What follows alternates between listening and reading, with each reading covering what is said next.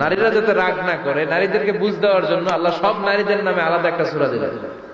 সূরার নাম, তার মানে আল্লাহ নারীকে খুশি রাখতে চায়, বিশ্বনবীও নারীদেরকে খুশি রাখতে চায়। আমরা অনেকে বলে, হুজুর আপনি নারীদের পক্ষে কথা বলেন বেশি। আমি সবার পক্ষেই বলি, যার যেটা অধিকার তাকে সেটা দিতে হবে, ঠিক কিনা? নারীরা সম্মানিতা, তাদেরকে সম্মান দিতে হবে। বিশ্বনবী তাদেরকে সম্মান দিতেন। মা আয়েশাকে বিশ্বনবী সবসময় আগে সালাম দিতেন। সুবহানাল্লাহ পড়ে। খাদিজা রাদিয়াল্লাহু তাআলা আনহাকে আল্লাহ তাআলা আরশের উপর থেকে সালাম পাঠিয়েছেন। এজন্য নারীদেরকে সালাম দিবেন বেশি বেশি। ঘরে সুখ শান্তি নাই, অনেকে বলে ঘরটা নাকি জাহান্নামের টুকরা, কারণ সালাম নাই। সালাম মানে শান্তি। সালাম মানে কি?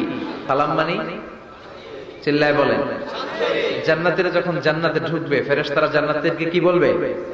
সালাম, শান্তি। Enter the paradise with peace and security. শান্তি এবং নিরাপত্তার সাথে জান্নাতে ঢুকে যান। এজন্য ঘরটারে শান্তিময় বানাতে চাইলে সালাম দিতে হবে। কি দিতে হবে? আজ থেকে স্ত্রীকে সালাম দিবেন তো ইনশাআল্লাহ পড়েন। আমার মাইকের আওয়াজ যদি বোনদের কানে যায়, মাদের কানে যায়, আপনাদেরও বলি, আপনারাও আগে আগে সালাম দিবেন। এই দৃশ্য বাচ্চারা দেখলে বাচ্চারাও সালাম শিখবে, ঠিক কিনা?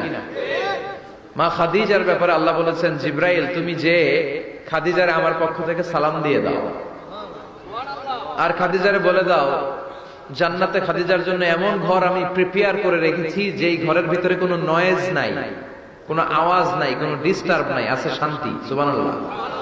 কারণ বিশ্বনবীর জন্য খাদিজা নিজের ঘরটার এরকম নয়েজহীন, কোলাহল মুক্ত, শান্তিময় করে রেখেছিলেন।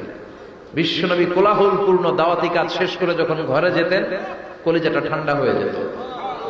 বিশ্বনবীর জন্য এমন একটা ঘর রেখেছিলেন মা খাদিজা, ওই ঘরে বিশ্বনবী যখন প্রবেশ করতেন, বাইরে যত মারপিট হয়েছে, মারামারি হয়েছে, কাফেরদের যত অত্যাচার সহ্য করেছে, ঘরে ঢোকার সাথে সাথে নবী সব ভুলে যেতে। এত মায়া, শান্তি, প্রশান্তির ঘর খাদিজা বানিয়েছিল। এজন্য আল্লাহ বলেছে, জিব্রাইল খাদিজারে বলো, খাদিজার জন্য এমন জান্নাত আমি রেখেছি যে জান্নাতে কোনো সাউন্ড নাই, আওয়াজ নাই, ডিস্টার্ব নাই, কোলাহল নাই।